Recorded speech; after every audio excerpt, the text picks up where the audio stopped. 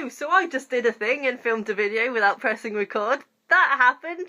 Today I'm bringing you a haul.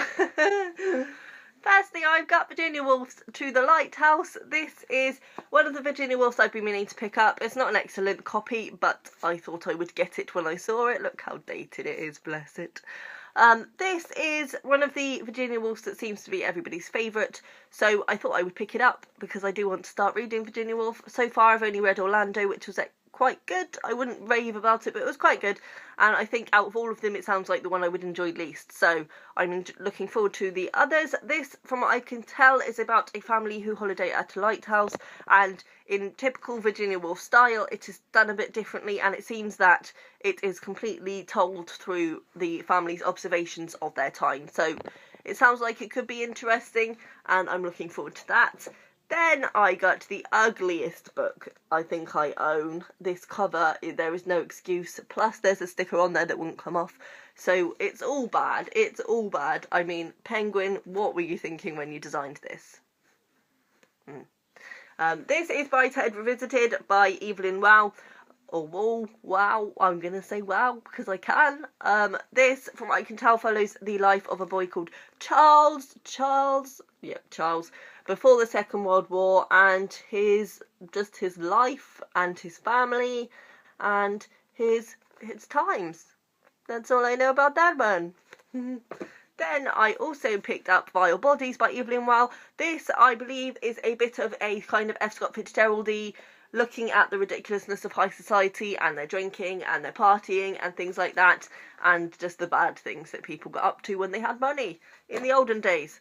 Then I picked up Beyond Black by Hilary Mantel. I loved Hilary Mantel's writing in Wolf Hall, and so have been wanting to pick up more of her stuff, and saw this one. This is about I'm assuming it's historical fiction as well, about a medium who is sort of bogged down and haunted by the knowledge that she has, and the things that she can't tell other people because she knows how it would affect them, and how she deals with her knowledge, basically, which sounds really interesting, and if the writing's anything like it was in Wolf Hall, I am guaranteed to enjoy that. Then I picked up Jim Crace's Harvest. I have seen this around and never been bothered to pick it up because I've heard mixed things and wasn't keen on the idea. However, I heard someone talking about Jim Crace very highly the other day, not this book, but books about him. I can't remember where I heard that, but somewhere, and that tempted me to pick this up. I believe this was also shortlisted for the Man Booker a few years back, so it's got to be quite good. This is about a family whose harvest is destroyed by outsiders. I don't know if it's burnt or something happens, and basically it's the fallout of the village, I believe. Then I picked up Richard Flanagan's The Narrow Road to the Deep North, which was also involved in the Man Booker. I have a feeling it won, but on the top it just said it was shortlisted, so I might be wrong. This is about a prisoner of war camp in Japan and the atrocities that go on there. It sounds like it'll be quite a harrowing read, but quite a good one, and I do like a read that makes me a bit sad. Then I picked up The Pearl by John Steinbeck. Since reading East of Eden, I have been wanting to read everything that John Steinbeck ever wrote ever.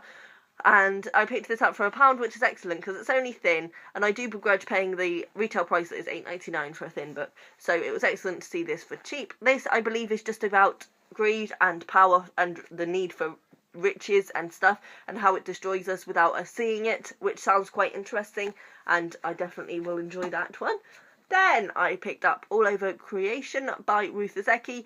I have read The Tale for the Time Being by Ruth Ozeki, and it wasn't my favourite book. I know a lot of people are going to be like, ah! It was just not my cup of tea, and the outcome was not something that I would normally enjoy in a book. But this one sounds more interesting. It's about a woman who moves back to her family home, which is a farm, and I think she helps reinvigorate the farm, and in doing so does other stuff, you know, as people do in books. I love talking about books I haven't read yet. I don't know. But it sounds a bit more interesting and a bit more up my street than The Tale for the Time Being. Again, I've heard mixed things about this. A lot of people say it's nothing like as good as The Tale for the Time Being. So I'm hoping, because I didn't love that, I might love this one. We don't know. Then I picked up There But For There by Ali Smith. Since The Accidental, I have been picking up every Ali Smith ever.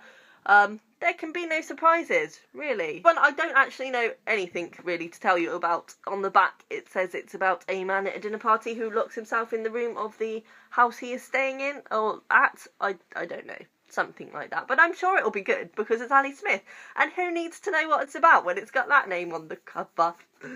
Let's be honest. Then I finally picked up The Road by Cormac McCarthy. This is one that I've been meaning to pick up for ages, and yeah, every time I see it I'm like, meh, can't be bothered, meh.